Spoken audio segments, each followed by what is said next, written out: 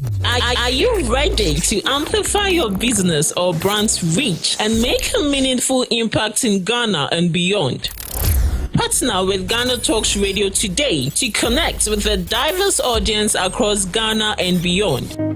Elevate your brand through on-air promotions and social media. Boost your brand during prime time. With GhanaTalks Radio, you can extend your reach across digital platforms. GhanaTalks Radio is not just a station, it is a community hub where your brand becomes part of the conversation. Join us in fostering connections, celebrating culture, and making a lasting impression. For customized sponsorship packages and enquiries, email contact@GhanaTalksRadio.com or call +233 202 544614. GhanaTalks Radio, giving the youth a voice. What do you want for breakfast? How do you want your breakfast? English breakfast, French fries. Koko nikosi, alo komi kesheto. Wache. Well, Gobe is the real deal. Join us on GhanaTalks Radio. Let's serve you a buffet of breakfast. From news headlines review, current affairs to social issues. Entertainment, sports, and all the trending stories live on our mobile app and across all socials from Monday to Friday, 7 a.m. to 10 a.m. With me, Pakwesi Omare, Regina Bless, Deborah Adoso, and I am Esinal Fiagbedu. This is GhanaTalks Breakfast Show.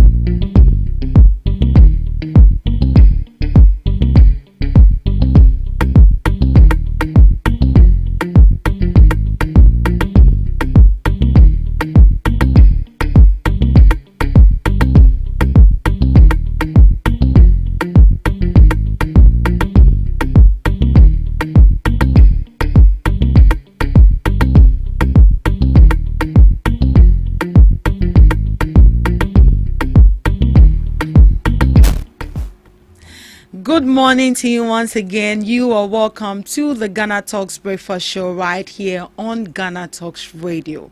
This is the second segment of the GhanaTalks Breakfast Show, and as you know it, we come along with knowledgeable guests and topical national issues that are of interest to our audience. Right here in the studios with me is a member from the NPP and also a member from the NDC, and they are going to be delving into national issues. They are going to share their informed perspectives on issues that matter to you every morning right here on the show. And I must say that it's going to get very interesting. So you can log or come along with us by logging on to our social media on Facebook at GhanaTalks Radio, YouTube at GhanaTalks Radio, and on X at GhanaTalks Radio. We are streaming live, so let's make this interactive. Let's engage. You can send in your questions as well. Right. Sitting right here in the studios with me is Mr. Abdul Razak, the member of the NPP communications team, and we also have Mr. Sharif Katajeri, NDC communications team member. Good morning to you, gentlemen. Good morning. Good morning. Right. Thank you for having me. Right. Probably for the first time. For the first time. Yeah. Yes. For the first time. Happy New Month. Yeah, many happy returns. Right. Yeah. It's good to see you. Mr. Razak, Yes, listen. how are you? I'm doing good. How was the weekend? It was cool. It was good. Yeah. Was it stress-free? Stress-free and an exciting weekend. Though. An exciting weekend. I left the north for the Baumia elections. Oh, you went to vote there? I'm not really a delegate, but okay. I went to take care of a lot of things that my boss, had to take care of. Oh, and you've seen the results, right? Jagbok constituency. 100% for Baumia. 100%. That's the hard work we did over there. Oh, that's nice. That's impressive. Sure. I can see how excited you are. But I believe it was something you were actually expecting. Yeah, sure. So I wouldn't even ask if you were actually expecting it. Yes, we promised that and we delivered. Right. Were you satisfied with the turnout and the? Yes, I mean everybody, numbers?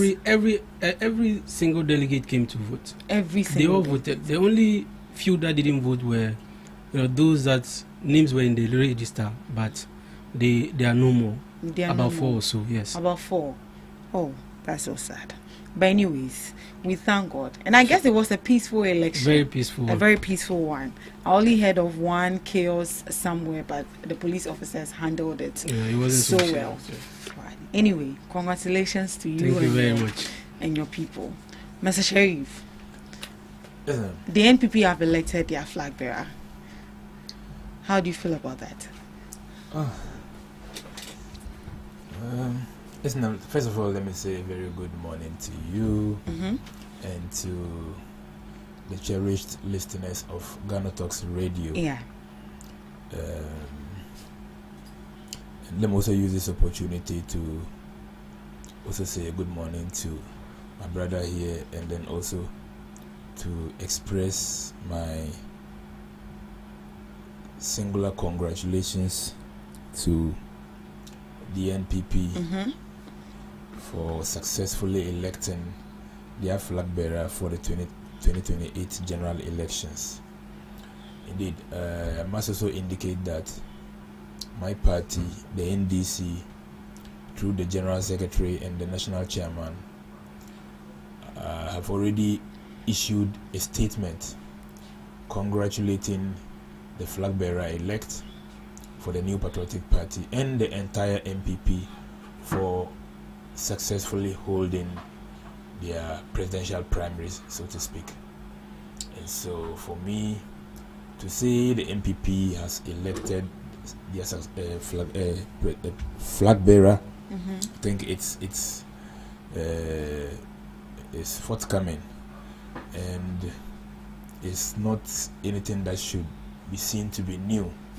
And of course, most of us expected this kind of outcome.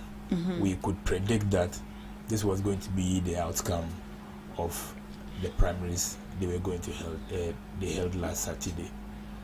And so for me, all I can say is that we wish them well, but we actually do not wish them success, because we in the NDC believe that our scorecard currently is what the people of Ghana are going to use to make an informed decision come election 2028. And so we are pretty sure that irrespective of the candidate we elect for election 2028, but we are going to clinch victory for the NDC to continue the good works that we are currently doing. And of course, the candidature of Dr. Alhaji Mahmoud Bawumia is nothing new. Of course, he has contested elections before, at least if for nothing at all, for once, because in 2024 his picture was on the ballot paper, right? And his scorecard is also known already. The things he was able to do for the people of Ghana when he got the opportunity to be our vice president. Let's forget about the excuses he keeps giving, because for us in the NDC, what we believe is that for anything good that happened during the 8-year period of the Akufo-Addo government, he usually would ascribe them to himself. But when it comes to the ugly ones, he tries to distance himself from it. And so but the good people of Ghana are wide awake, and we all know him. And we know the stock in trade of the NPP. In fact, they have lowered the bar of democracy so low to the extent that even when the MDC does the good things just a bit, but the people of Ghana appreciate it. I hope you are aware of this. How have they lowered the bar of democracy, please? Oh, check our World Press Freedom Index. When they were in power, in terms of free speech, within our country, where we were rated and where we are rated currently. Currently, Ghana is third in Africa in terms of free speech. In terms of free speech. Free speech, like freedom of the media and so on and so forth. You get a point. Well. Check all our ratings from our credit rating agencies. Is it Bloomberg? Is it Standard & Poor? Is it Fitch? And so on and so forth. They practically took us to a junk status, to the extent that the entire Ghanaian economy was locked out of the capital market, such that even they borrowed to the extent that even when we even wanted to borrow again, but we were not afforded the opportunity. You get a point? Yeah. That is their scorecard. They brought to us the DDEP, the Domestic Debt Exchange Program. Never in the history of this republic had we seen that. Are you getting the point? To the extent that, you know, the CEO of Karma Group, who practically had stroke and had to pass away as a result of some of the poorly implemented policies led by Dr. Alhaji Mahmoud Bawumia, who was chairman of the economic management team. We saw our former Chief Justice leading a delegation to march to the finance ministry to demand for their investments. Never in the history of this republic had we seen that. They took dollar from 4 cedi, and he promised us that he had locked it and given the key to the IGP. Dollar escaped jail and rose to the level of about 16 to 17 Ghana cedis. Today, under His Excellency John Dramani Mahama, dollar is hovering around 10 cedi, 10 cedi 50 pesos, 10 cedi 80 pesos, at most 11 cedis. They gave us a liter of fuel for 17 Ghana cedis. A gallon of fuel around 72 Ghana cedis. Today, a gallon of fuel is around 36 Ghana cedis. Today, a liter of fuel is selling below 10 Ghana cedis. At a point in time in this economy, under Dr. Alhaji Mahmoud Bawumia, people practically packed their vehicles and resorted to public transport. I get the point. Yeah. The people of Ghana are aware of all these things. The ton of iron rods we used to buy for 11,000 Ghana cedis, 12,000 Ghana cedis. Today we buy it a little over 8,000 Ghana cedis. The clearance at the port. Just yesterday I was reading some snippets online. Someone who bought Honda CRV and did the clearance around almost 100,000 Ghana cedis. Honda CRV 2019 model. And did the clearance at the port sometime around 2022, 2023. Around 100,000 Ghana cedis. Today, the person tells us he did similar clearance around 83,000 Ghana cedis. That person has saved more, almost close to 20,000 Ghana cedis. My sister, you can't go and tell such a person to abandon the NDC government that is doing this yeoman's job and go back to the government that was poorly implementing policies that brought a lot of hardships, untold hardships to the people of this republic. So, as for Dr. Mahmoud Bawumia, we know him very well. Right. And we know his stock in trade. We know what he is capable of doing. As for the things the various candidates were talking about on their platforms, what Kennedy Agyapong accused him of, what Brian Achampong accused him of, and so on and so forth, those ones, we will shelve them in our archives and wait. When election periods, campaigns are due, then you release then we start releasing them. But for now, we all know Dr. Alhaji Mahmoud Bawumia, and we know what he's capable of doing. Well, you get a point. So for me, and for most of us in the NDC, we expected these results. We already precluded that there was a certain establishment candidate. Oh, so you knew he was Of course. Right. The entire machinery of the MPP was skewed and tailored towards a victory for Dr. Alhaji Mahmoud Bawumia. That is right. Everyone knows that. You didn't see it to be a fair something that delegates were actually allowed to go for their preference, rather than it being as if the party actually wanted Dr. Mahmoud Bawumia to be there. I was asked a similar question in a sister station, and I gave a certain explanation which I would want to give here too. You see, this system of politicking that we run, Yeah. most of us are able to toe the lane of most of the senior members of our various political parties. So it is very easy for the member of parliament of a particular constituency to go and tell the delegates in his constituency that I am your MP. And among the 5 people contesting to lead our party, this is the person I'll be comfortable working with.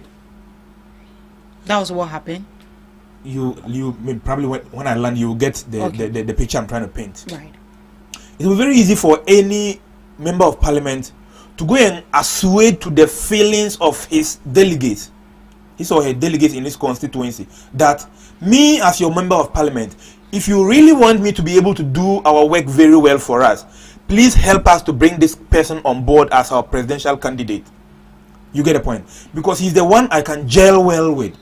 He's the one I can do all the good things with. He's the one from whom I can get all the opportunities for you people. Are you getting the point?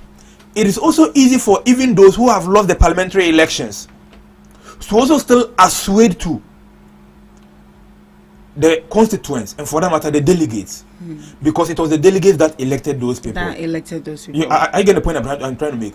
So, and almost all the people, from time to time you would hear, about 70 of the members of parliament have declared their support for candidate Bawumia. That one alone is a feather in his cap. Right. Most of the parliamentary candidates who even lost the 2024 general elections, when they galvanized, they came together, mobilized support, and declared their support, declared it for Dr. Alhaji Mahmoud Bawumia.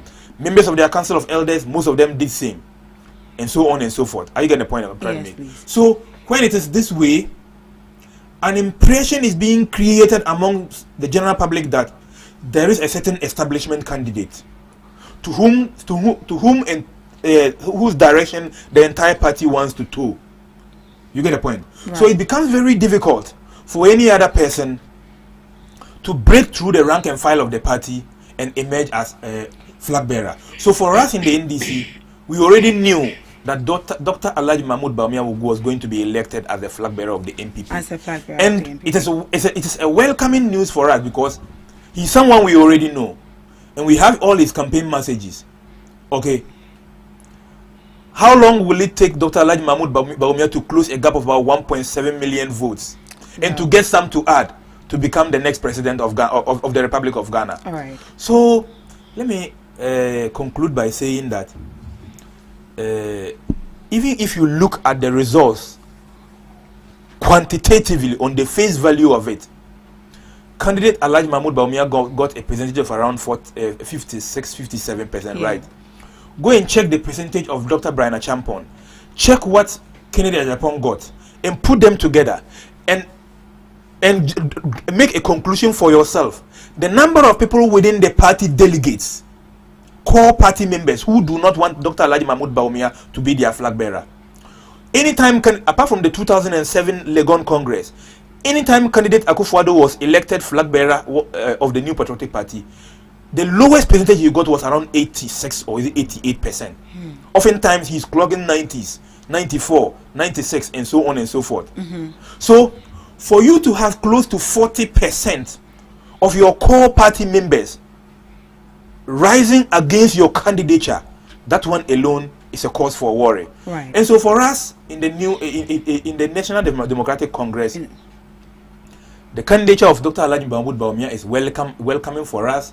It will make our campaign easier.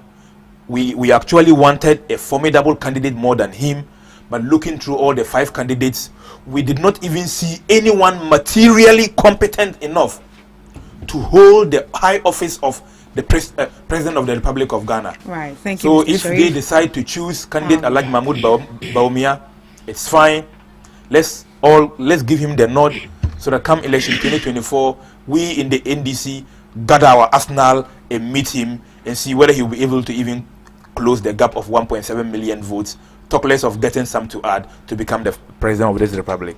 Right. So the NPP have elected a new flag bearer, and through its internal democratic process with accredited delegates voting nationwide.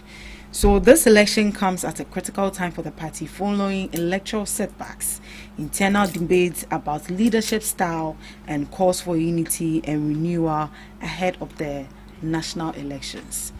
So we saw that on Saturday 31st that eligible delegates were allowed to vote for their candidates, hopefully someone to represent them in the upcoming 2028 election.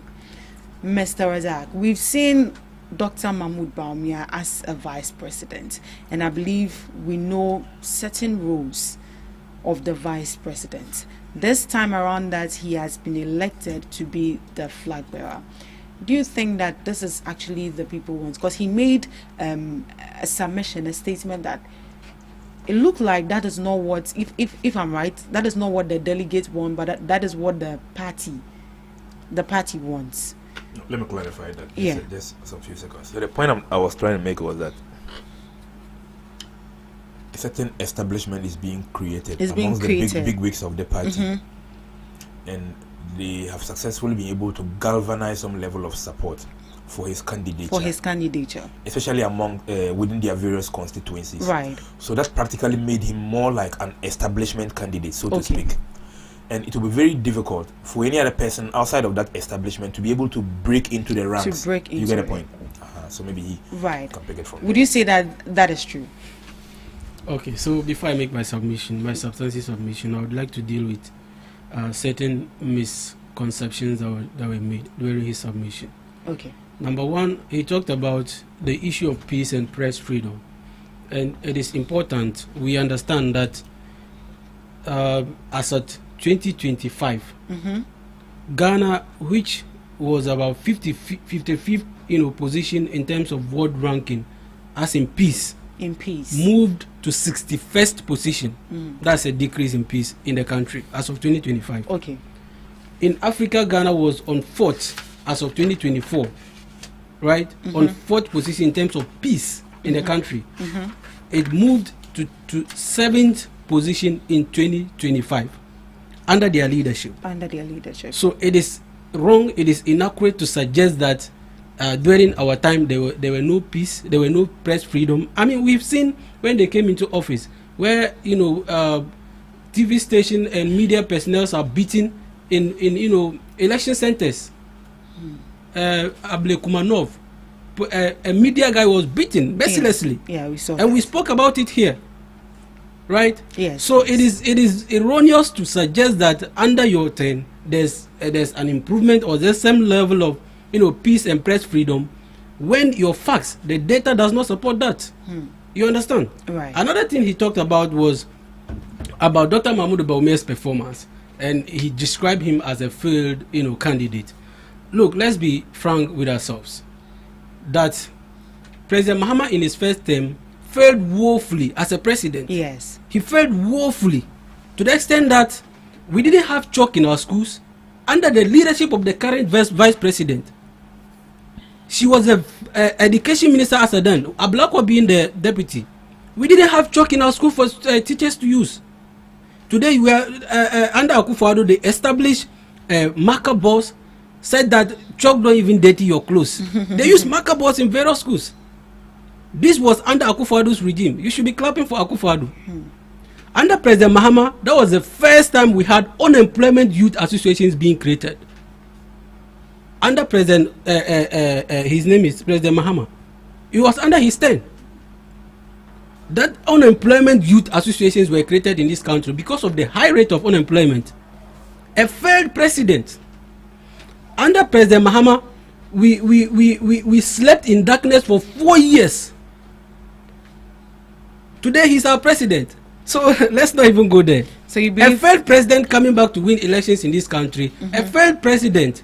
I mean, this has confirmed to Ghanaians that the statement that was made by President Mahama, to the effect that Ghanaians have short memories, is actually in their party. They believe that we cannot remember some of the things they did, the bad things they did for us in their tenure in office, right?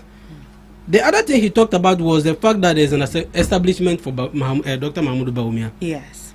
Look, this is not the first time. I mean, in 2023, they made the same argument. that there's an establishment for Dr. Mahmoud Bawumia, and that's why he won the election. Yes. Today they are making the same argument that there's an establishment for Dr. Mahmoud Bawumia, and that's why he has won again. That is what he has. Look, let me tell you, I don't know how establishment it is that a person loved a certain candidate and has decided to declare his support for that candidate. How is that an establishment? And to even think that it is coming from a party that imposed leaders on the people. You people in NDC, President Mahama was imposed on you people. How was he? You have to allow, I mean, NPP as a party, we believe in democracy. We are a democratic party. We believe in the tenets of democracy. And so when we are going into election and there's a portfolio, I mean, believe the NPP that the portfolio will be contested until the leader is declared. And that is why for every position in the party, we allow for that kind of competition. Right? Right. Unlike the NDC, you people we don't impose leaders. We allow for them to be elected. You go to the people, make a case as to why you believe you should be the leader.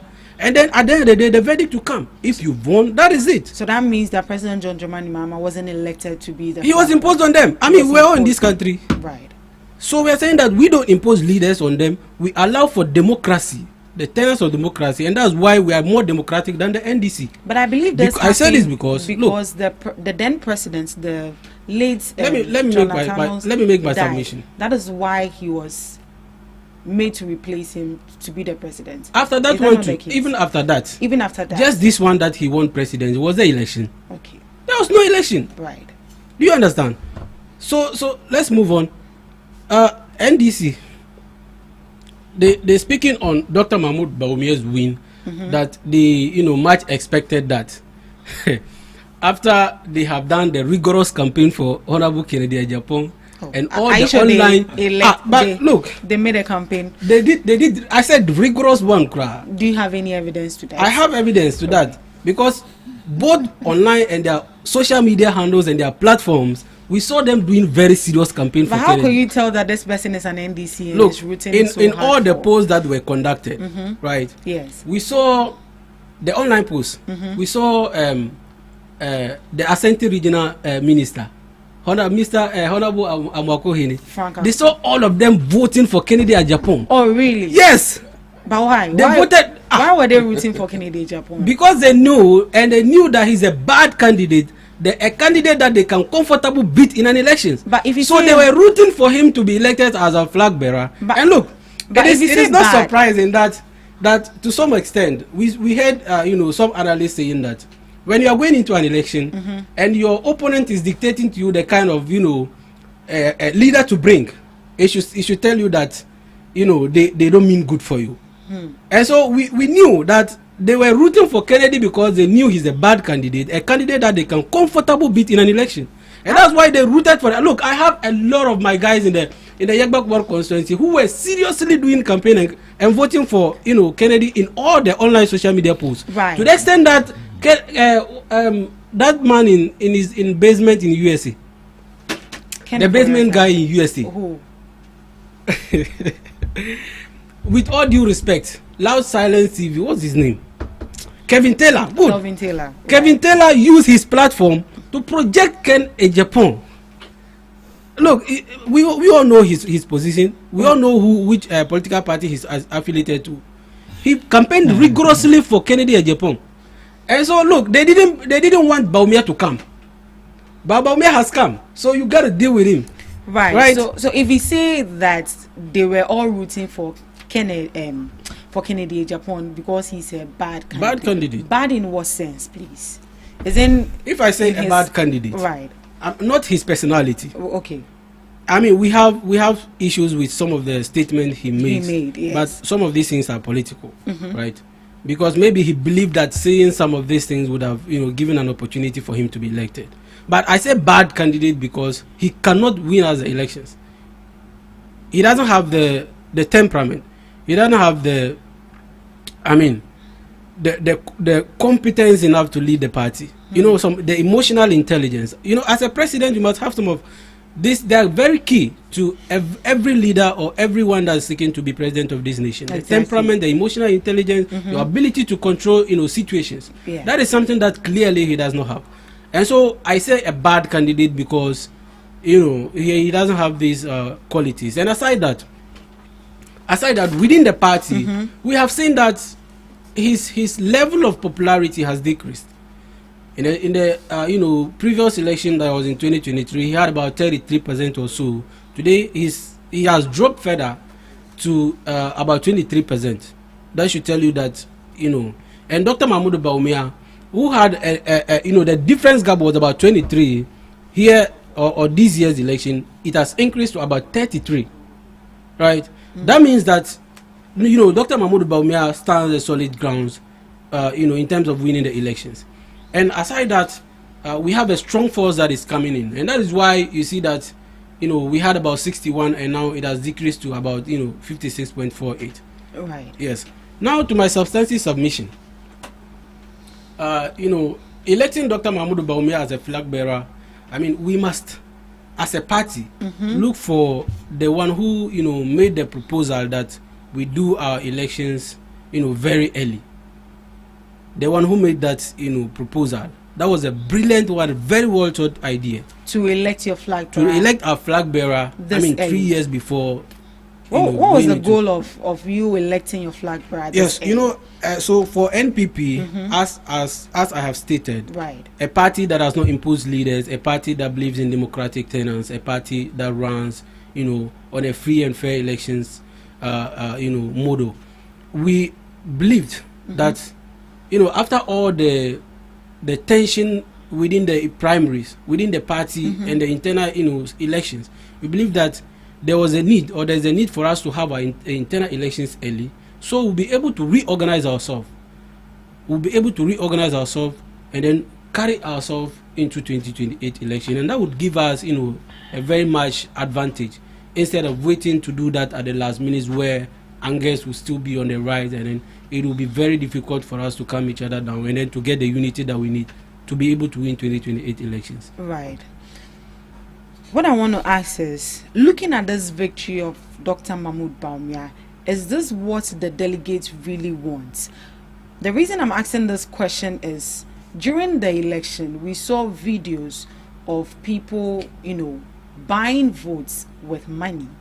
We saw videos of people complaining that we haven't received this candidate's money, and then due to that, we are not going to, vote for that particular person.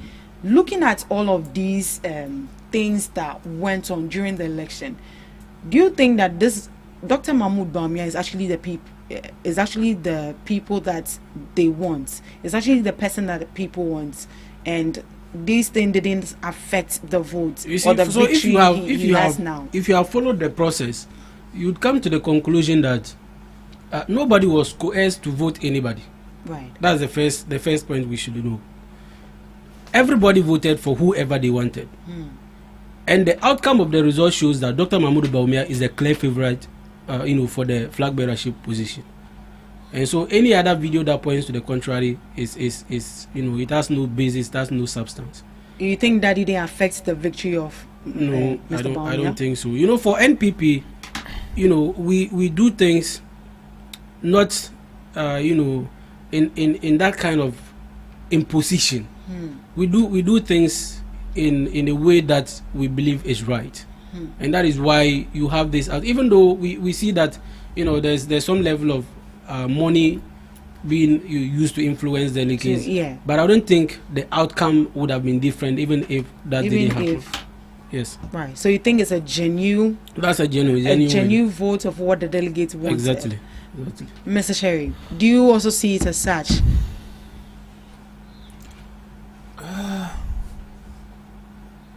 What's your name again? Esinam. Esinam. Because it's my first time here, I'm still not familiar with your name, so That's you fine. pardon me for that. It's okay. So let me start from the vote buying, then come up. Esinam, in this democracy that we are trying to build, which we have been able to sustain from 1992 up till date, over 32, 33 years today. Vote buying is continuously increasing within our body politic. Exactly. And it's a cause for worry. You know what? Over the weekend, when I was seeing videos of that nature, I was pondering over it. So if this is allowed to fester and continue, will there ever be a time where a competent person who does not have the financial muscle will be able to get the opportunity to serve this nation? That's a rhetorical question for us all to find answers to. Listen, you know what? From the grapevine yard, candidate Dr. Alhaji Mahmoud Bawumia was giving each delegate 500 Ghana cedis. 500 Ghana cedis. Yes. Do you have evidence to that? Oh, the women in the video. You saw some of the videos. Yeah. The women in the video who said, "Oh, they have received envelopes of 500 Ghana from Bawumia. They have received envelope of 700 Ghana from Brian Champon, but they've not received the envelope of Kennedy, so they won't vote for him." I hope you saw that video. I saw that. So going by the assertion in that video alone, what it means is that Dr. Alhaji Mahmoud Bawumia was able to give each of the over 211,000 delegates 500 Ghana cedis. Candidate Kennedy Ajapong was able to give each of them 600 Ghana cedis. And the Adbetifi Elon Musk, that they call him, was able to give each candidate 700 Ghana cedis. Each delegate, rather. So, listen now. Just a little mathematics. Let's take 500 Ghana cedis and assume that the number of delegates is even 200,000, not even 211,000 plus that we know in their register. Just 200,000. We are talking about not less than a whopping amount of about 100 million Ghana cedis. Over 100 million Ghana cedis. That's the lowest. That's for candidate Bawumia among the three top contenders. Right. So Brian Achampong gave close to 120 million Ghana cedis. So then you ask yourself the question: where are they even getting the money from? That's question number one. And if they have sponsors, what is the guarantee that if they become successful and they become president of this republic, the sponsors will not come also asking for negotiations? And those are the things that always affect our development in this country. Because someone who has sponsored you, who may not be up to the task of executing a particular government project, but you may want to give it to the person by dint of the fact that when you were contesting, the person financially resourced you. Of course, it's a very big cause of worry, which we all need to go back and have a very tireless conversation on. Then, on some few issues, my brother tried raising. He said Ken's popularity has reduced. So Ken's popularity has reduced, but that of Bawumia did not reduce. The Bawumia that clocked about 60% plus in 2023. Now he's struggling to get 57%. Okay, you are telling us but Ken's popularity has reduced, but you have not been able to tell us about candidate Bawumia. Do you by any chance know why it has reduced? It's because the party, for me, if you ask me, I would say it's probably because the party is no longer in power. Some of the government appointees now have some level of freedom and they can take stance on their own. You get the point. But when the party was in power, if you were a government appointee to a certain level and you went against the establishment candidate, you could be reprimanded in a way. I don't know if you get the point I'm trying to make. How would you be reprimanded? So does that not? Why ministerial reshuffles do happen? What? Ministerial reshuffles can happen. Yes. And you can be taken off. Okay. I get the point. Probably you can even be left in your portfolio, but they can allow different people different from you to be doing the work. You get the point. Yeah. So all those ones are possible. So some of the government appointees who were scared of facing that kind of rat were able to hold themselves. But now the party is no longer in power. So some of them have that level of freedom to be able to make an informed choice for themselves. I get the point. So if you are critiquing the reduction in performance of Kennedy Agyapong, you must as well critique the reduction in performance of candidate Bawumia as well. Because Bawumia has dropped from 60% plus to 56% thereabout. So that one is a point that should be well noted. Then he comes to also accuse Kevin Taylor of being an NDC member. Since when? Since when? So any person who now finds some logic and feels that, oh, this government is not doing well, so let me support the opposition, let me drum home their agenda, so that an option is given the opportunity, so that we see if things can change. That person becomes an NDC. Of course, the membership cards of Kevin Taylor are out, are in the public domain for everyone to see that he was some time ago an MPP member. But I have never for once seen that of Kevin Taylor as an NDC member. So you cannot make a point on this platform that Kevin Taylor is an NDC member. That one is neither here nor there. Then he also said NDC was practically campaigning for Ken. NDC campaigning for Ken.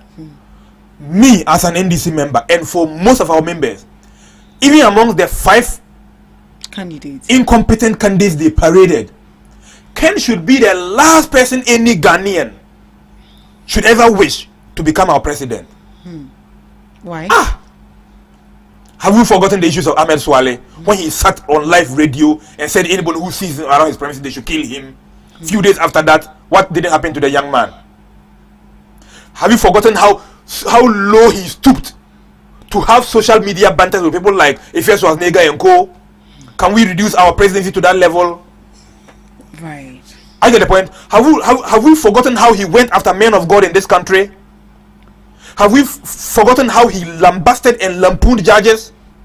So as for Kennedy Agyapong, he should be the last person any Ghanaian should ever wish to give an opportunity to become our president.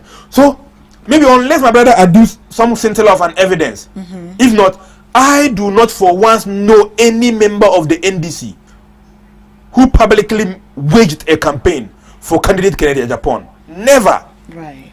So that point should also be well noted. Then he also said Mahama was imposed on NDC. Hey, bro, are you serious at all? In 2012, President Mills was practically elected to become our flag bearer again. After the Sunyani Congress, you remember, with the late Konadu Ajiman Rawlings. Yes. Few months after, he met his demise. Yes. And so the party had to organize an extraordinary delegates congress.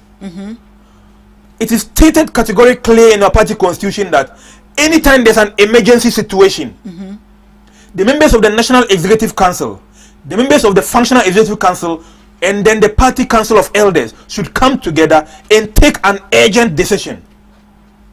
Okay. They went into conclave, arrived at a consensus, and issued a statement that candidate Mahama should be presented to the entire delegates. So listen carefully. So he didn't have any content. Listen to me. The members, the NEC, FEC, and Council of Elders acted based on the constitution. On the party's constitution. Right. And gave him the opportunity on condition that the delegates across the whole country confirms him. Okay. So he was presented at Kumasi. Okay. So and the delegates voted a yes or no. Unless you tell me that yes or no is not an election. Right. Or yes or no vote is not a democratic process. Why don't we vote yes or no during plebiscites? We do.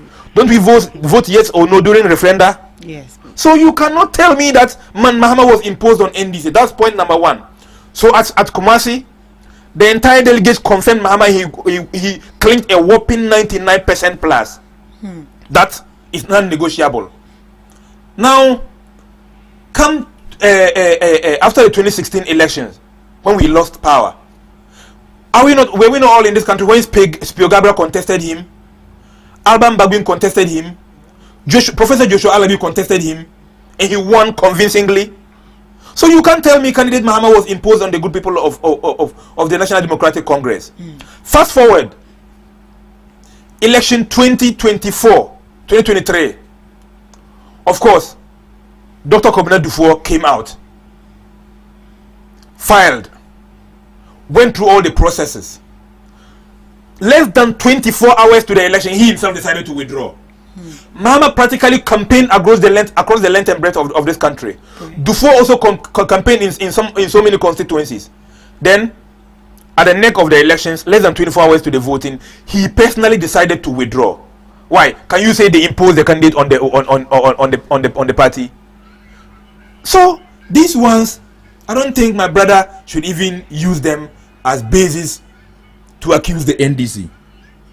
Then he also said Mahama failed in his first term. Yehovah. Listen, believe you me, it is on the good works. Mahama practically rose on the good works. He rode on the good works of his first term to win this 2024 general elections. Ask me why. Why? You see, most Ghanaians went back to the drawing board and decided to make a comparison. Okay, Mahama got 4 years. These people have done 8 years. Mahama's 4 years, he gave us Terminal 3. Mahama's 4 years, he gave us Tema Port expansion. Mahama's 4 years, he gave us Circle Interchange. Mahama's 4 years, he gave us Maritime Hospital. Mahama's 4 years, he gave us Bank of Ghana Hospital. Mahama's 4, and so on and so forth. I can continue. Now, these people 8 years, they gave us a cathedral, $97 million and counting, a big swimming pool. They gave us domestic exchange program. They gave us inflation of 54%. They gave us a cedi to dollar rate of 17 Ghana cedis to $1.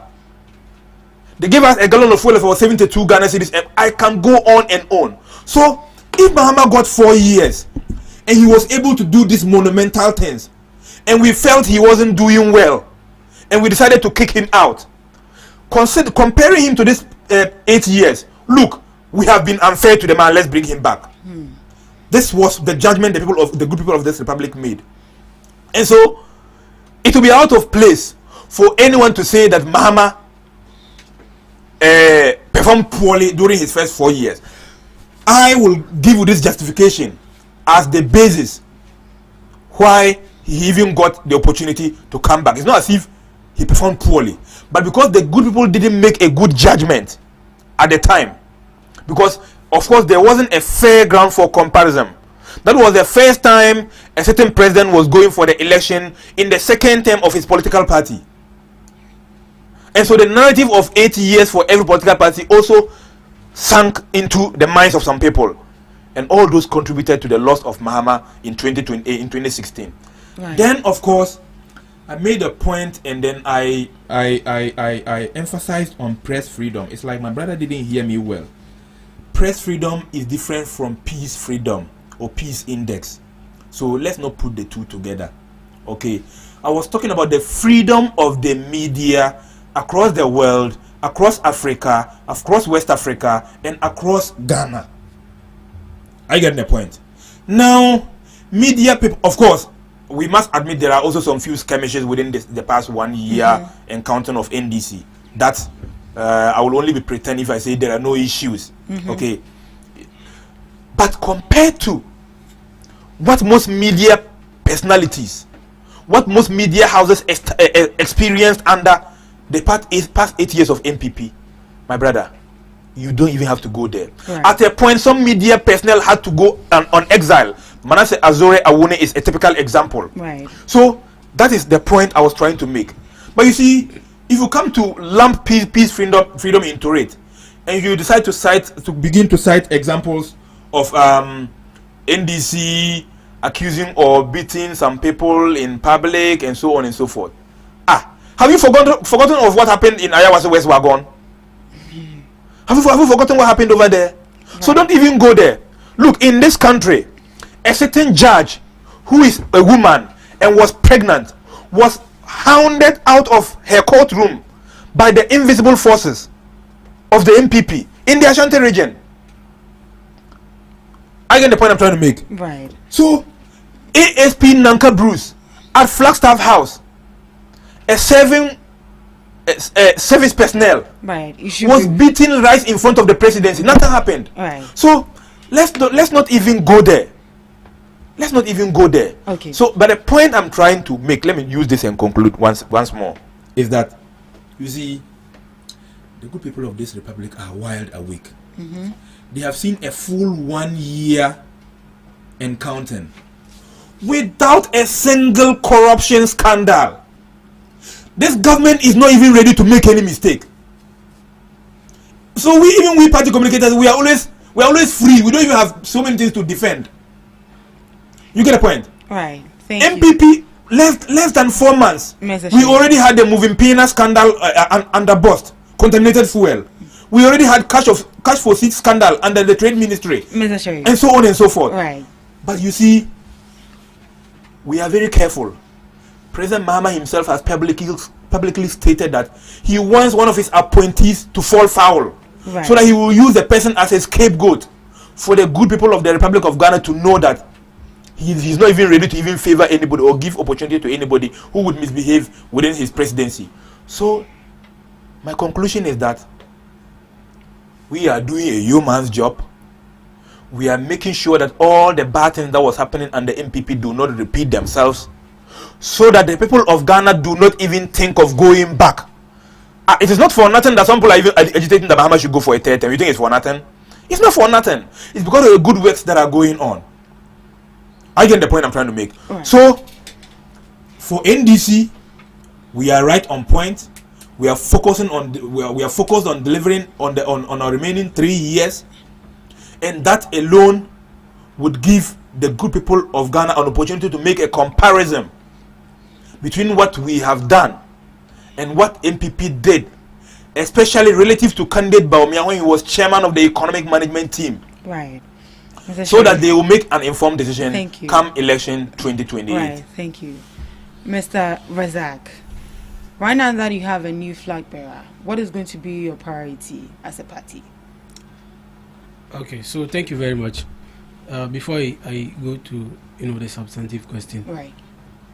I want to state that, you see, when I made a submission on the issue of press freedom, I talked about the issue in two folds. Right. The first issue was on the issue of peace in the country. Yes, and the second one was on the media personalities being attacked. And today, under President Akufo-Addo, I can tell you for a fact that you have media personalities today under Don Dramani Mahama's tenure. You said this is under John Dramani Mahama. Yeah. So I'm talking about under President Akufo-Addo's tenure. Okay, so formally. So yes. So under President Akufo-Addo tenure, we had media personalities having the free will to make any opinion they want about the government.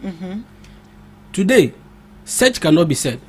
To the extent that media personality, when they make their opinion and they say it in the media, they are being forced to come and apologize to Ghanaians for making that statement, making that opinion. What are those instances? Just recently, one lady at GH1 made a statement. Lily Mohammed. Yeah, I don't know her name. Yeah, it's about the Ashes Speed visit to Ghana. This woman, after a few minutes, came back to apologize for stating her opinion clear, which was factual. She made a very profound opinion. And do you like the tone at which she spoke with and her choice? Look, it doesn't matter. If you have to say the truth, say whichever way it is. Make sure it is the truth, and that's it. But I believe there's always a nice way to criticize issues or even send messages across. And we saw worse than that under Akufo-Addo, but there was nothing. Akufo-Addo never attacked any personality. Akufo-Addo never did that. She was made to apologize. Let me make my point. Right. We had damning words about Akufo-Addo to the extent that the current government communications officer called Felix Ofosu-Kwakye, he stated to the extent that President Akufo-Addo is suffering from some kind of sickness that he hasn't been able to justify still today. And President Akufo-Addo never did anything. Today, you have Sir Obama Pokwasi coming to tell the government that there's things that are not going right, and he's arresting people for stating their opinions. Fancy comedy arrested. Disregard for law. This is not what we voted for. So look, a lot of things that's happened now that we Ghanaians actually didn't voted for that. That's not what we wanted. My brother made a statement to the effect that President Mahama is waiting for his appointee to mess up and then he'll use that person as an example.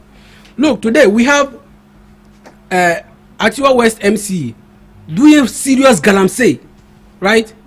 Serious galamsey. It was reported on the media, and you know, we have members of parliament in the NDC doing serious galamsey, attacking members of the NIMOS, officials of the NIMOS. Why can he not make example out of them? Nothing has been done till today. It's over 3 months now. So what is he waiting for? Nothing has been done, and he's saying that, you know, it's been over a year and there's no, you know, scandal. He has forgotten about the 240 million loss that we incurred as a country. $240 million. A loan? Yes, not loan. It's a loss. Okay. Do you understand? Yes, please. And you see, when they made that statement, IMF clarified that it was a loss. They argued that it was not. We didn't make that loss, but IMF clarified that it's a transactional loss, and that amounts to a loss, whether transactional or whatever. It's a loss. So look, my brother, there are a lot that is going on in this country that we must, you know, call on the government. He talked about a certain, Chief Justice. Look, I want to deal with this issue with, you know, a restraint approach, with a restraint approach, because we have government before coming into office promising, you know, that they were coming to balance the bench, that they were coming to, you know, ensure that, you know, the bench, as in the judiciary system, is balanced, making submissions to the effect that the bench is made up of, you know, some political affiliated people. That is very dangerous to the democracy and very dangerous to the judicial system. Because today, after making those promises and upon assumption into office, you have sacked the Chief Justice. That's number one. Just about last week ago, you have sworn in about 52 judges, right? And that notwithstanding, or that, you know, seem not enough, they have appointed over 7 justices to the Supreme Court already. After, you know, blaming Akufo-Addo that he's packing the court and all of that, you come into office and in less than 1 year you have appointed. Hey. Right. Now let's move to your priorities as a party. Well, our priority as a party, yes, is that we expect that, you know, we are able to come back together as a party. We are able to get the needed unity. We are able to bring everybody on board, and definitely that is going to happen, because political parties exist to win elections. And so if a political party that you know, is unable to win election, eventually you are going to collapse. So as a body corporate, we exist to win elections, and you know, what we want is elections. But it is improbable, or it is rare, that political party is able to win election disunited. And so we want to see that there is peace, and that's what we are going to work on henceforth, to ensure that we have the needed peace, we have everybody on board, you know, working towards 2028. And inshallah, it is going to happen. We are going to win 2028 elections. Right. And you are very positive that Dr. Mahmoud Bawumia is going to bring that unity to that party. Exactly. He has demonstrated that he has the competence, the temperament, and the emotional intelligence to do that. Right. So how do you intend to handle the losing contenders? Well, in every election there's a winner and there's a loser. Yes. And so losing in an election does not mean you must break away from that political party. Yes. Unless, of course, you were really not, you know, a stand member of the party. But we know that they understand that it is normal to lose in an election, and so we'll be able to come back together. Right. Sure. So on the issue of peace, of bringing unity into the party, where do you start from? Where are you going to start from? Is it going to be within the delegates, the grassroots, or within? Yeah. So Dr. Mahmoud Bawumia stated even before the election that after he had won, he would, you know, start the peace process from the grassroots, and that he will go through the rank and file of the party. So from the grassroots to the regional to national and all of that. So that is the procedure that he's going to use, and hopefully it is going to work out. Well, I hope so. I don't know if you've seen this trending video of Madame Victoria Danker Williams, where she made some comments that Dr. Bawumia can never be. She's actually a party member. I've seen that video. So how do you intend to treat issues of that sort? For some of the utterances she actually made, that Bawumia can never be the. Some of these things, I see it as bitterness and bigotry, because the data does not support what she's saying. And so to make a general statement of this nature, it only suggests that you either hate Dr. Mahmoud Bawumia, and I think it is normal to say that I hate him, rather than making a conclusive statement without any factual data to support that claim. I mean, if you hate Dr. Mahmoud Bawumia, it's normal. It's not everybody that must like you as a human being. And so it is normal to hate somebody, but the statement she made is out of bitterness, it's out of pains, and it does not reflect the reality on the grounds. She's just being bitter. Yeah, I mean, that's what I should say. Her words were very heavy. They were heavy, but if you ask me. she's and she's a party member. She's actually an NPP party. Yeah, so as a body corporate, I don't think if you are a member of the New Patriotic Party, you should be making these statements, especially given the fact that the delegates over 200,000 of them supported Dr. Mahmoud Bawumia. You alone, you are making these statements that suggest that the over 200,000 delegates does not know what they are doing, and that's not the true reflection of what the party stands for. What the party stands so for. It's actually an unfortunate statement to be made by such a person, but it's normal. It's normal. So we take it in good faith and we go into elections. We are going to prove her wrong, even if she's not going to vote for Dr. Mahmoud Bawumia, but definitely Bawumia is going to win.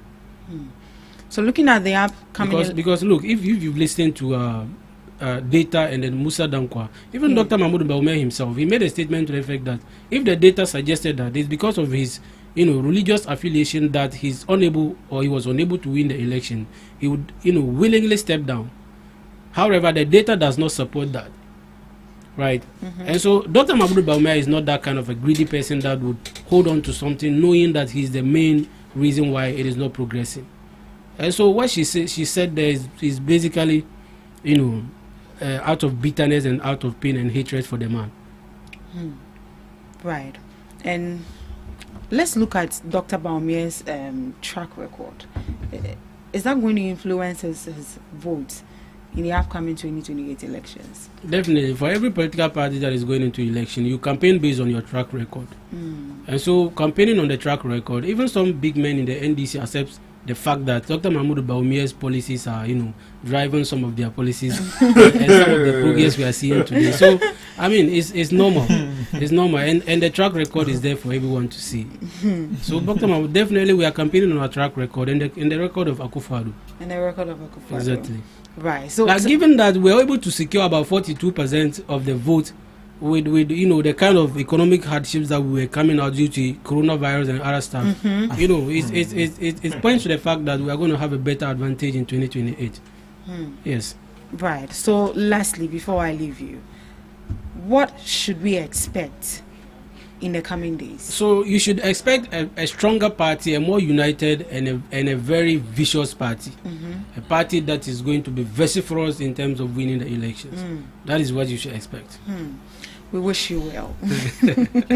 Mr. Sheriff, briefly, what should we expect from what should your party? I needed a minute or two to make some clarification. Okay, so I'm giving you 2 minutes, then we move on to our next topic, please. Okay.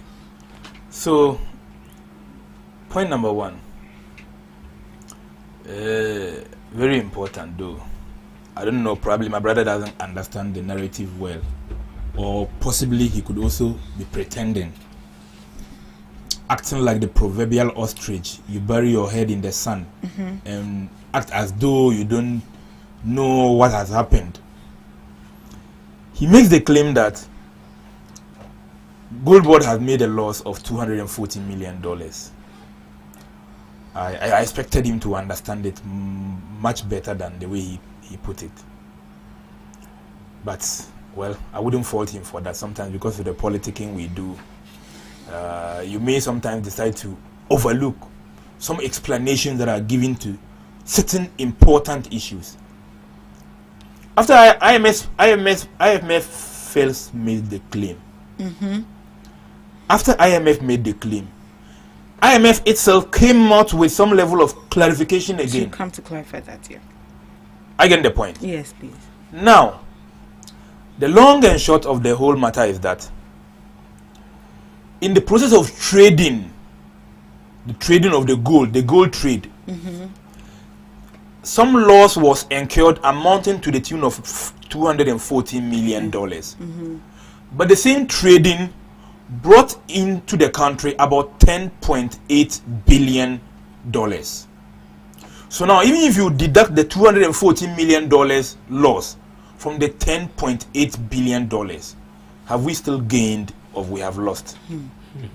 So it's a trading process. It's a trading process. And in that trading process, certain losses may come up.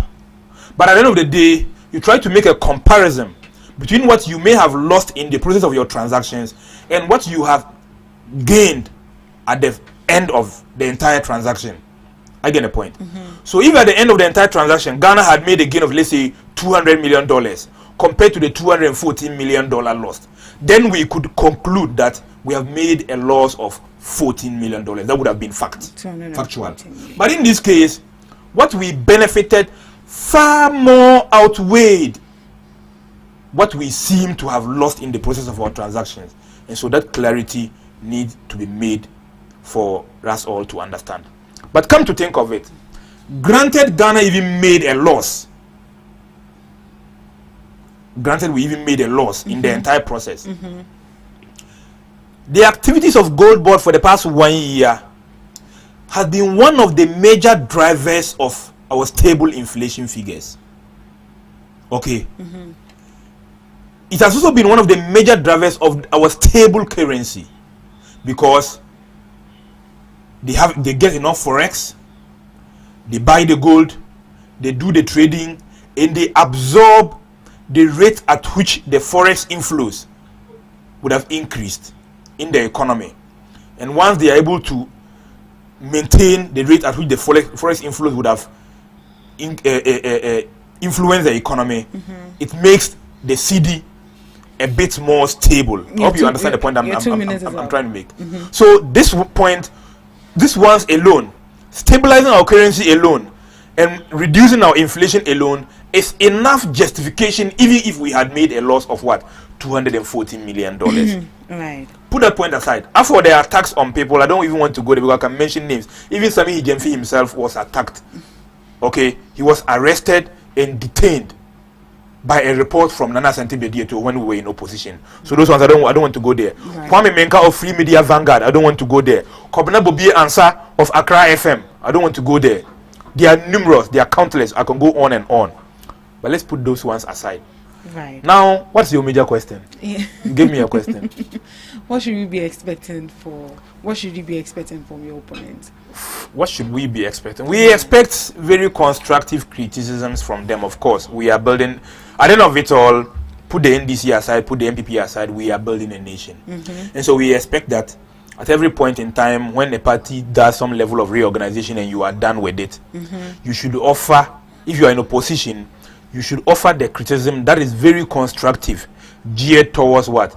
Building a healthier and a stable nation for us all to benefit from. So if they go that way, I think the expectation, I think that it will inure to the benefit of the people of the generality of the Ghanaian people. Right. But what we would not expect or we would not want from them is this continuous politics of peddling falsehood.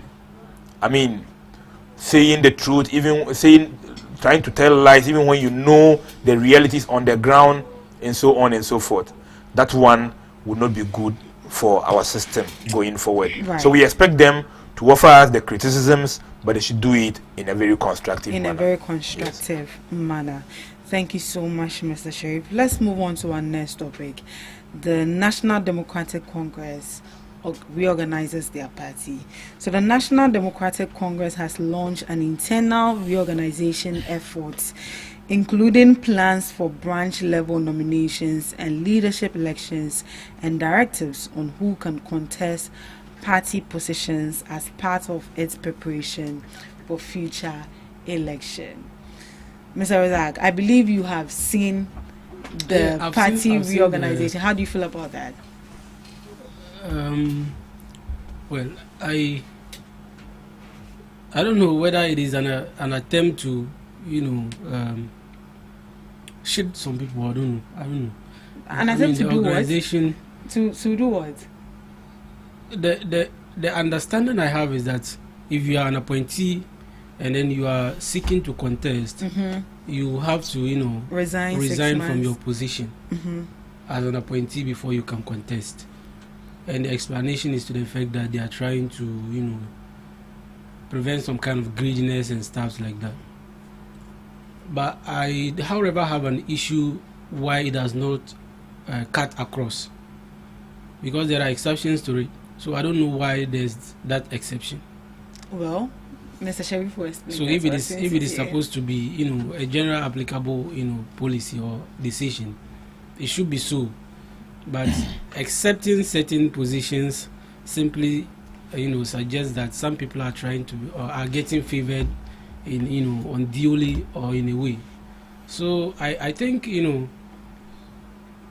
don't know. We are waiting for them. Yeah, but I hope your party doesn't feel intimidated by this. Oh, not at all. Not at all. Not at all. Not at all. I mean, we don't know whether it's the Akantamansonians, whether it is the Mama J, or whether it is Ablakwa, Atu Forcing, and whoever. But we are confident that whoever is coming is going to face the wrath of Dr. Mahmoud Bawumia. I don't believe you even know yourself. I don't know. Who is next to come? But anyways, how do you feel about this whole reorganization of the party? I might say it's to be a welcoming idea. Yes, generally, after a general election is being held and a president is being elected, it is legally assumed that an entire political process, democratic process, had come to an end. And so every political party have to go back to the drawing board, sit back, maybe do some retreats, identify your mistakes and draft some possible ways of correcting them, identify your strengths, and then work out on some modalities of improving upon them, and then go back to rebuild your human resource base. And I think it is on the basis of rebuilding the human resource base that we in the NDC are starting this whole reorganization process. And unlike our brothers in the MPP who decided to adopt a top-down approach, which some of us have problems with, we have decided to stick to our usual bottom-up approach. Bottom to top. And so in that, we are starting the process of opening nominations and registrations, opportunities for new members to be registered into our party. So for now, we are doing what we call a membership drive. So we are opening the party to the general public for people who are interested in the good works of the NDC, people who are convinced of the good works of the NDC, and they want to associate themselves with us. We are inviting them to come and join. To be a party member. So Isinam, I want you to see me after this show. So that we start the processes for you to take up a membership card. But what is in for if you join the party?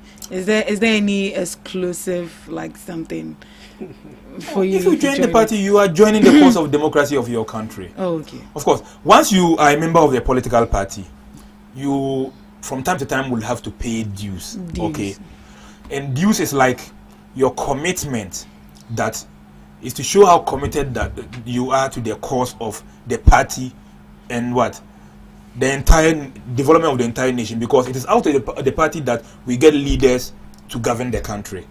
I get the point. So if you are the one that believe that yes, things are being handled well by the NDC.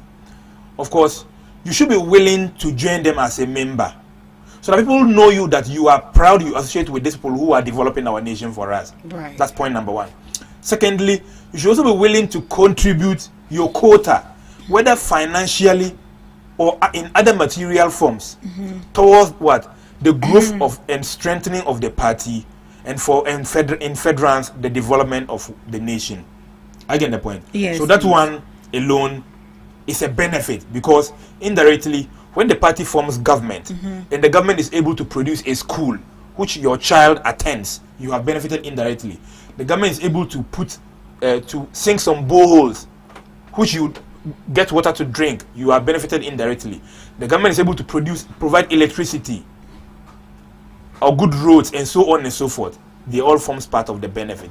Other than that, when you sit in your tight corner and say you don't want to be a member of any political party, you don't like their political ideologies and so on and so forth, you are likely to be ruled by the fools, so to speak. Because you may have some level of intellect and you could join the process and offer some ideas to make your nation better, but you decided to withdraw. I get the point. Yes. So that one alone is something we should all be willing to join, any political party of our choice. That's why the dictates of our constitution clearly states it. Okay, that every Ghanaian of 18 years and above should have the right to freedom of association, including joining a political party of your choice. Listen, I hope the point is well made. Yes. So now for us in the NDC, we are doing our membership drive currently, and so I'm employing you, and I'm making an announcement to the entire general public that anyone who is interested in being an NDC member can just go to your area, see the branch chairman and the branch secretary. They take your details and forward them for a membership card to be issued to you, so that you become officially a member of the National Democratic Congress. Right. Now we would want to transition from the membership drive into the various levels of election, starting from the election of our branch executives, moving to the election of our zonal and ward coordinators, moving to the election of our constituency executives, and then to our regional executives, then finally to our national executive elections, after which we would elect our parliamentary candidates for the 2028 general elections, and then our flag bearer for the 2028 general elections. Right. Listen up. Yes. Permit me to also use this opportunity to make some little clarification. And the clarification... Would it be in regards to the 6 months resignation? Yes, that's where I'm just coming to. That was actually my next question. It is something I think most people do not get their grasp very well. Right. The point is that even per our laws as a country, if you are holding a party executive position and you are being appointed by government to serve in some capacities, it is incumbent on you to relinquish one of your portfolios. Either you decide to stay in your party and leave the government side, or you take up the government appointment and resign as a party officer. It's on that reason that Henry Nana Boakye, Nana B, before he became National Youth Organizer of the New Patriotic Party, he was the Deputy Executive Director to the National Service, right? And so after becoming National Youth Organizer, he had to resign as what? A Deputy Executive Secretary to the National Service Secretariat. You get a point? So that one, it cuts across. I can also remember of Anita Disoso when the NDC was in power, when she was in NADMO some time ago. So nothing has changed with regards to that. So all what the party is saying is that people who are holding various appointments within the government, be you a CEO, a deputy CEO, a regional minister, a DCE, a minister of state, and so on. Now, if you want to contest any of the party level elections, the party is signaling to you whether you want to be a flag bearer, or you want to be a national executive, or a regional executive, down. The party is telling you that you ought to resign from the portfolio you are currently holding 6 clear months to the election. Now, the reason why the party is doing so is that there are instances where people will clinch onto the portfolio they are holding in government. Go and contest the elections. And when they lose the elections, they want to still stay as a government appointee. That is point number 1. Sometimes they clinch onto the portfolio as well. Go and contest the election. And when they lose the election, when they win, they now have to decipher to abandon one. So the party this time around that don't want us to get to the point where you will have to choose one. You ought to play a risk game. If you think that you can serve in government better, please stay in government.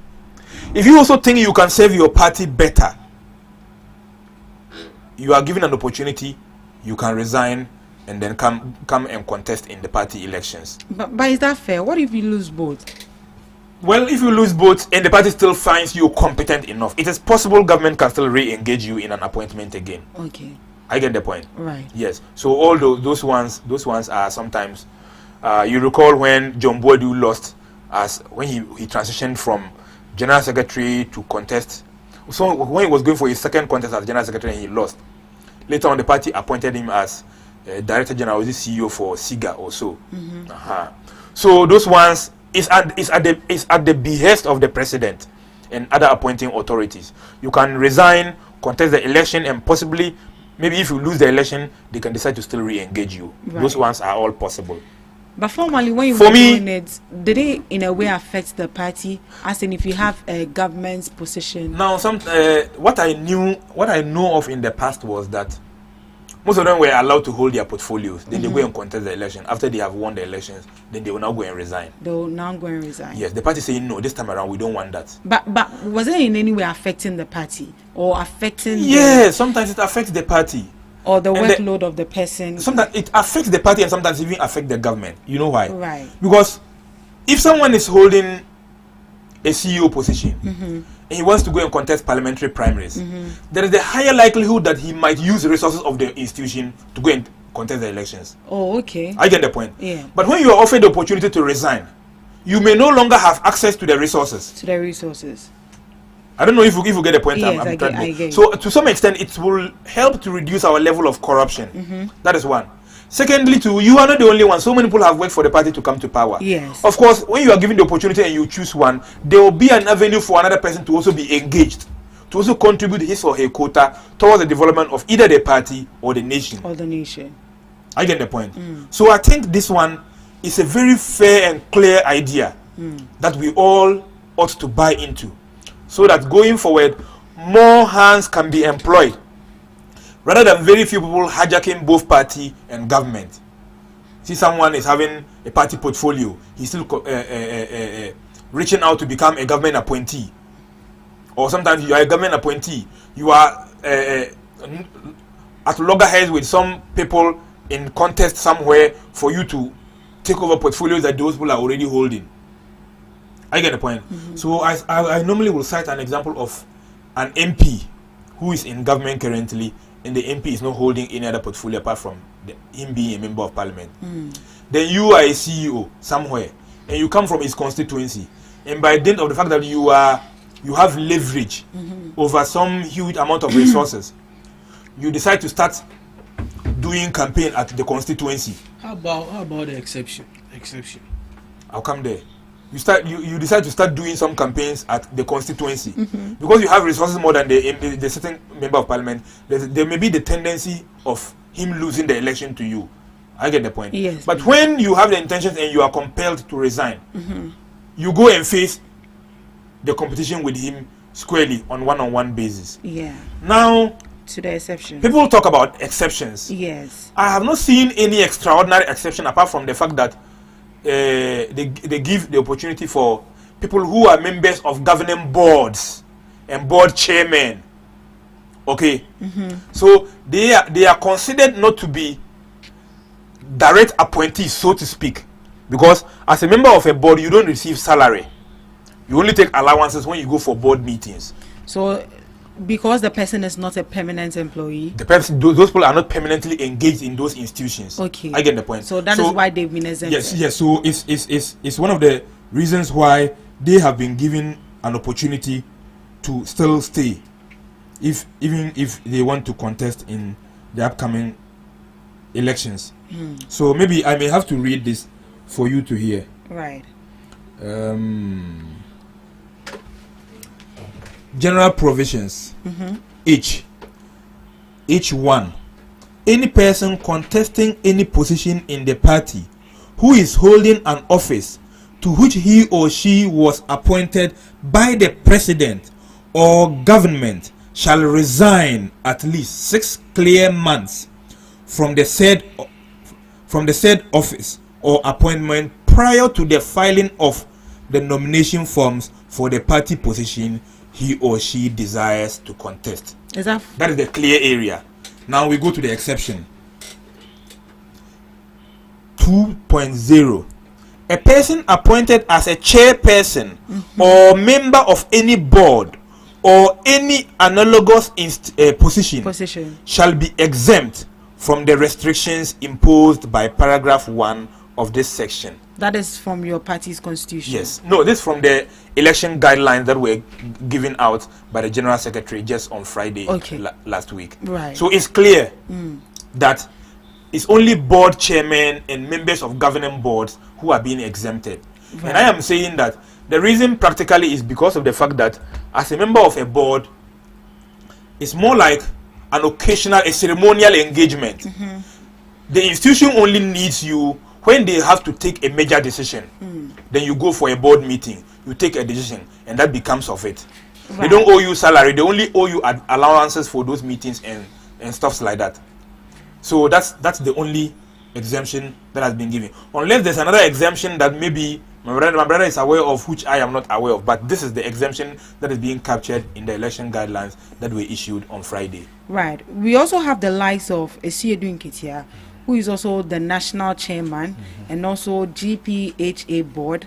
We also have Sami Jenfrey, communications officer and CEO of Good Board. Yes. We have Malik Basentali, deputy national communications officer. So you can go on and on and CEO. on. Does that mean that all these people have to resign? So from the point their the party is post? trying to make is that if Sami Jenfrey or Malik Basentali or Usman Ayariga Hanabisu and George co, Oparedu, if any of them wants to contest in their executive Osman, elections again, they'll have to resign. Of course, they have to resign from their current appointments 6 months to the elections. 6 months to the election. Yes. So that means that the government will have to look for new people to occupy their positions. Yes. So let's say the elections is going to be held around November, December of this year.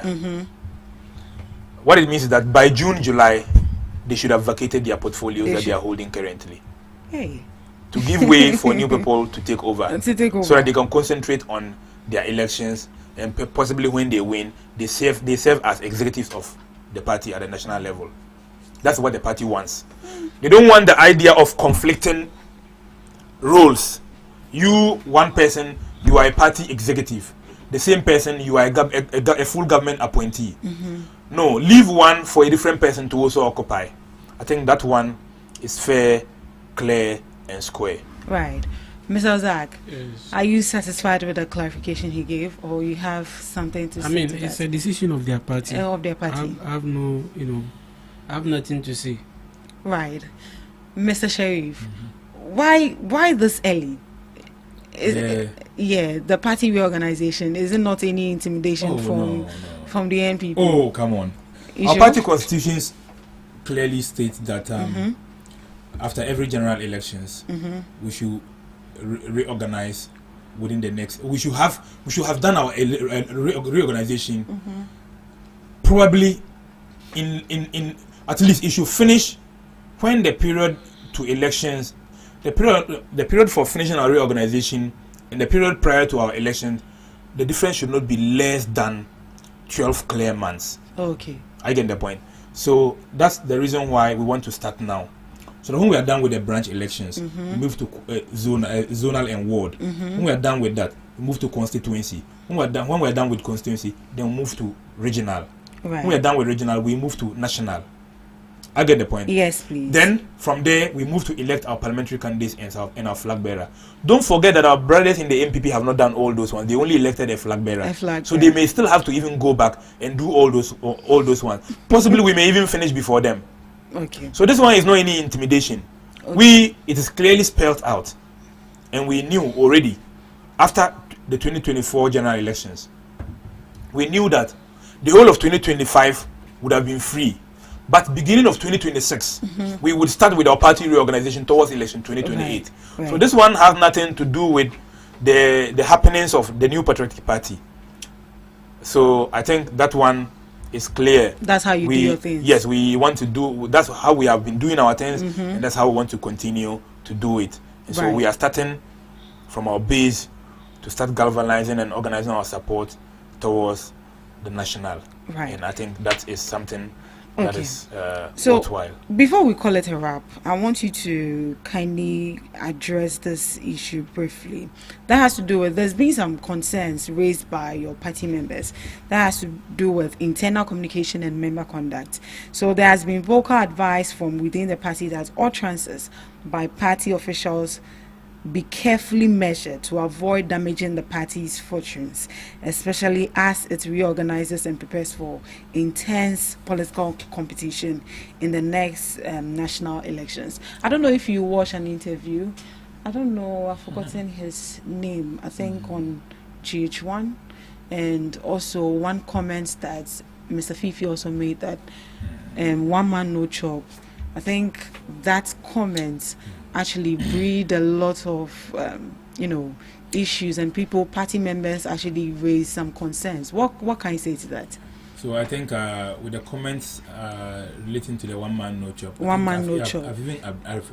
I have addressed that already. In the course and the media have actually taken it up, and very soon I think I addressed that.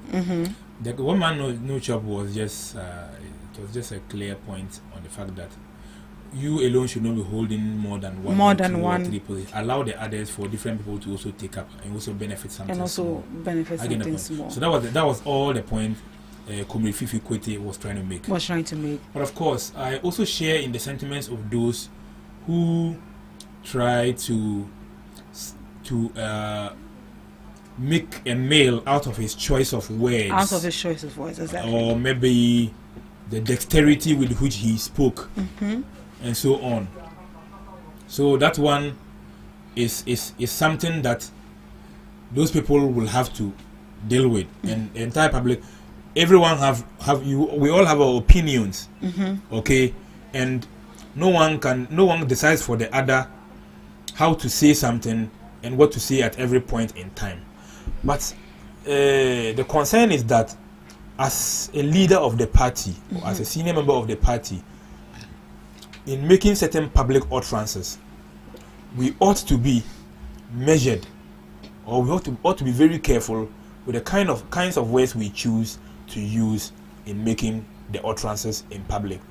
So that one should not even be limited to any particular person. It should be a general comment that we all should put at the back of our mind, so that any time we are making public commentary, we should be mindful of the words and choices that we use in our speeches. Right. So that one, I don't think it should be any cause for worry. All right, Mr. Razak, how would you interpret one man no job? How would you interpret it? You see, when it comes to issues with people holding double positions and benefiting whilst others are struggling, I would also take a view that, it's not fair. It's not fair. A lot of people are working for the party, to ensure that it comes into power, and someone is, benefiting from two positions when he could have at least allowed other people to also benefit. That's the only reason why political parties get into office, for their people to benefit and for the nation to benefit at large. And so I think it is a good call for the party. But we are now coming to relax and wait for their drama to start. It was as though we were the only people with problems, but we're going to see henceforth what's going to happen in their party, and we'll also, match them boot for boots. Well, In equal measures. we are just hoping it doesn't get to that extent. Oh, it will get there. It will get there. But you saw when it started. When it started, we had Julius Deborah doing joggings with his people, Akatamansonians also coming out with mosquito sound and all of that. It's going to start. It will be interesting. Right. Yes. There are some comments on Facebook. The bottom line is that we in the NDC, I don't know the day will come out always stronger. Right. We have done it and over. We wish you the best. Yes. Let me read some comments. This is from Farouk Dan. Good morning. My regards to the hard-working Minister for Labour, Jobs and Employment, Dr. Rashid Pupil, more fire Sharif. And from Dan again, great submission. And this is from Mr. Nuruddin. Fantastic submission from General Sharif. This is from Emmanuel Chambers. My brother Sharif, you're a big liar. A very big one, please. Kennedy Japan gave 500 Ghana cedis. But I was still like, give. Oh. But I said he gave 500 Ghana cedis. Why is the guy saying I'm a liar? I said he gave 500 Ghana cedis. Why is the guy saying I'm a liar? Don't worry. No, but no. He is rather a liar. Kennedy, Dr. Mahmoud Bawumia gave 500 Ghana cedis. Kennedy Ajapong gave 600 Ghana cedis. Dr. Brian Champong gave 700 Ghana cedis. So he said he didn't give 600. So he said Kennedy Japan gave 500 cedis instead of 600. No, he's not. He is. That's what I'm saying. He said he took some. That's what he's saying. He said he took some. He should go for his 100 Ghana. Right, your last word. He should go for his 100 Ghana. Right, Mr. Ozak. Yeah, so I want to use this opportunity to thank yourself and the team Ghana Talks Radio, and also extend my greetings to the people of Yagba Kubari constituency for giving us massive endorsement. Right. And the general NPP at large, my boss Honorable Mustafa Yusuf, I want to say a very thank you very much, and we wish that the party is able to unite as early as possible. And so as time goes on, we expect nothing but unity in the NPP. And whether you are a supporter of Ken, Brian or whoever, the most important thing is that we have a flag bearer now, and we are supposed to come together to work for Victory 2028. And so I call on all party members and supporters of the New Patriotic Party, let us come together to ensure that the needed peace we are supposed to go into the election with is with us, so that we win 2028 elections. Right. Thank you, Mr. Ozak. Yes. I want to conclude by giving you two inspirations. Okay, nice. First one is from the Deputy Communications Minister. Okay. The Honorable Member of Parliament for the Sisala West constituency. And who is that? Honorable Mohammed Adam Sukwaru. All right. Now, just last week, he gave an assertion on live TV that even if the NDC elects him as flag bearer, he will be able to beat Dr. Mahmoud Bawumia. Yes. You know why? Why? It tells how confident we are that the candidature of Dr. Mahmoud Bawumia will be a walkover for us. That's point number one. Right. Isn't Yes. My second inspiration would be from Musa Dankwa of Global Info Analytics. Who cannot define coding, thinking he can beat Dr. Mahmoud Bawumia. My brother, take your time. Common coding.